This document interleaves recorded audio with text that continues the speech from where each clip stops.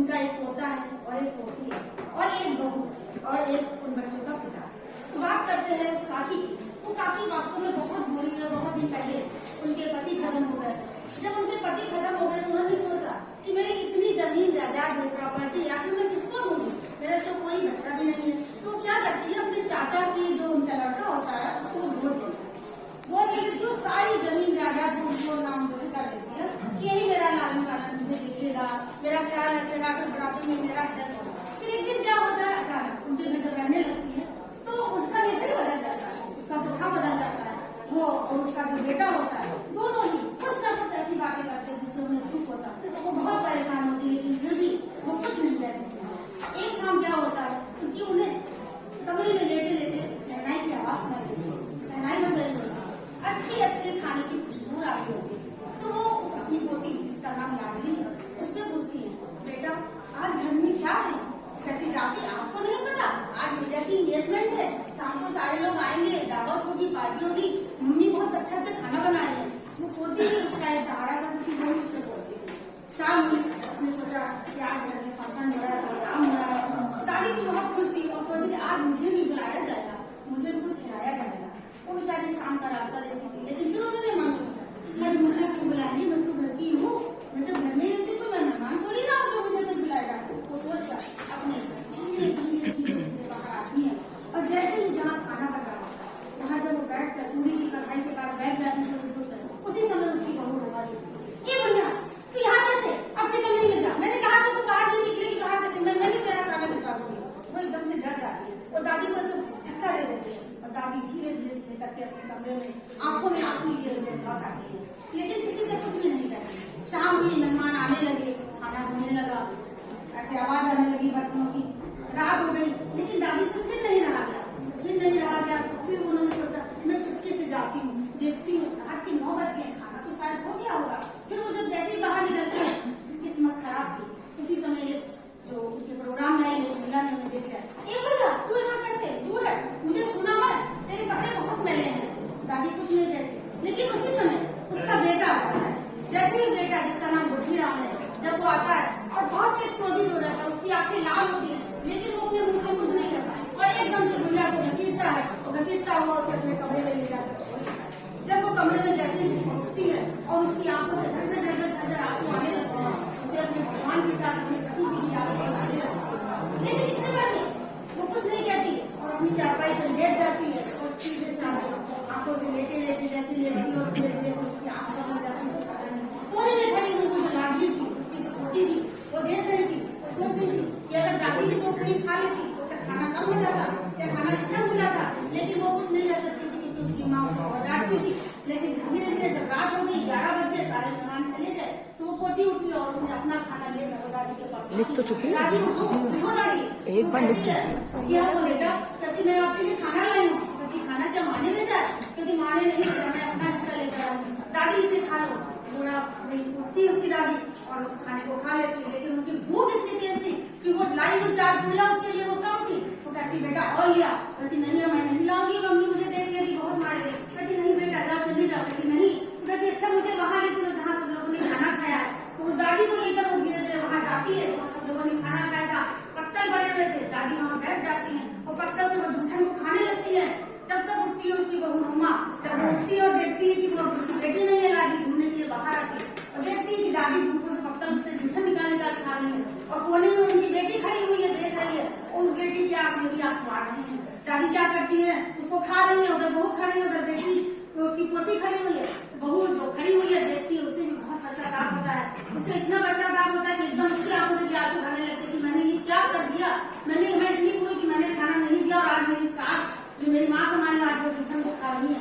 Kitchen में जाती है, खाना लेकर आती है, उसकी सास के पास रखकर उसके कदमों में गिर जाती रहती हूँ, माँ मुझे माफ कर देना कि मैंने ऐसा किया है, मैं आपसे कभी ऐसा नहीं करूंगी। हमें भी अपने बच्चों के सामने अपने को ऐसा प्रस्तुत करना ताकि उनके पर प्रभाव डालना पड़े और जो हमारे सहारे आज जिन्होंने हमें चलना सिखाया, जिन्होंने हमें इतना आगे बढ़ाया, उनको हम न भूल जाए।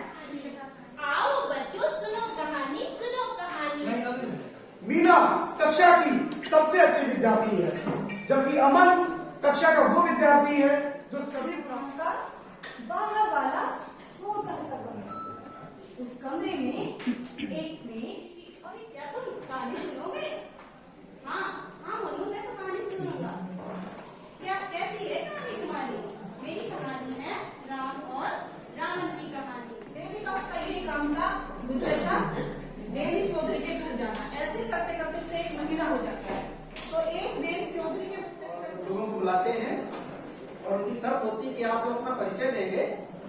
विशिष्ट होना चाहिए, कोडिंग में होना चाहिए।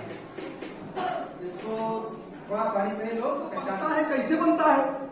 विदेशी वाला लक्ष्मी काजल ना है, जबर रगड़ के जिस पेंसिल खोल के घोंच लिए वो काजल ना बिटिया।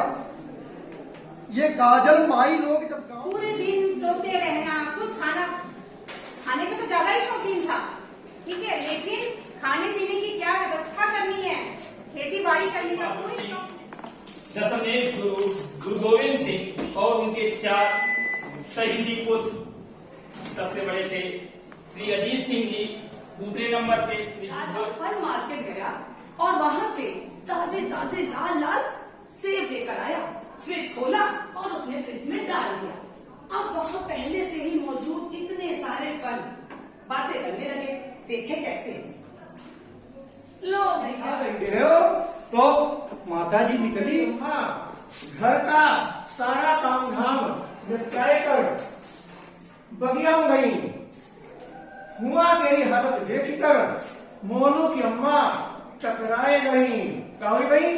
चकराए गई।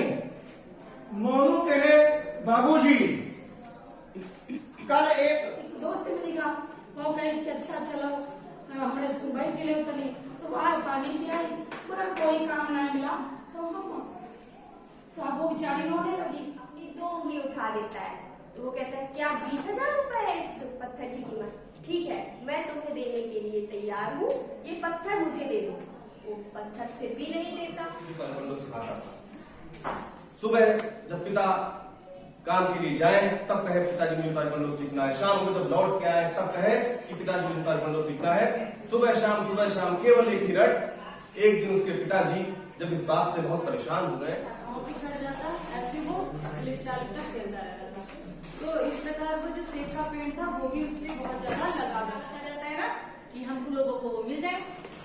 वो आदमी जो था वो पीछे पीछे चिड़िया के भागने लगा, भागता भागता भागता भागता बड़ी मुश्किल से, बड़ी मशक्कत से वो उसने क्या करा, वो चिड़िया। मिट्ठू भी बहुत खुश था। मिट्ठू को रोज अच्छी अच्छी चीजें खाने को मिलती थी। खा जाए ये बहुत ज्ञानी ध्यानी है महात्मा जी, इसी गांव में एक गरीब किसान और उसकी बेटी रहा करते थे, जो जैसे तैसे अपना जीवन यापन करते थे, अपने ही खेत में काम करके। उस साहूकार ने उसे अपना जो है कर्ज देकर घोंसला बना सकती हूँ तो पेड़ बेटा हाँ बना लो, तो घोंसला बना लेती है। मौसम बदलते हैं, एक मौसम दूसरा, फिर अचानक बारिश का मौसम आ जाता है। आगे बढ़ता है और देखता है, कहता है मेरे यह पूर्वज भी बहुत वीर और बहुत साहसी हैं।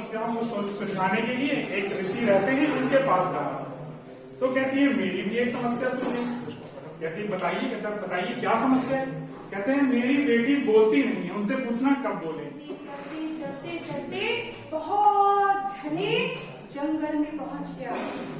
वो जंगल खूंखार जानवरों से भरा हुआ था, लेकिन वो घास चरने में इतना मगन था कि उसको अपने आसपास की कोई भी सुन नहीं थी। एकाएक उस बच्चे ने खड़े होकर के सवाल पूछा कि गांधी जी को राष्ट्रपिता क्यों कहते हैं? मैं भौचक्क था, एक छोटा सा बच्चा कक्षा 3 था। महावीर फोगाट और शोभा कौर के घर पैदा हुई एक लड़की। किसे पता था यही एक साधारण सी लड़की, इसे स्कूलों के बच्चे जैसे आप लोग हैं तो क्या होता है, उनके पास सही से कपड़े नहीं होते हैं,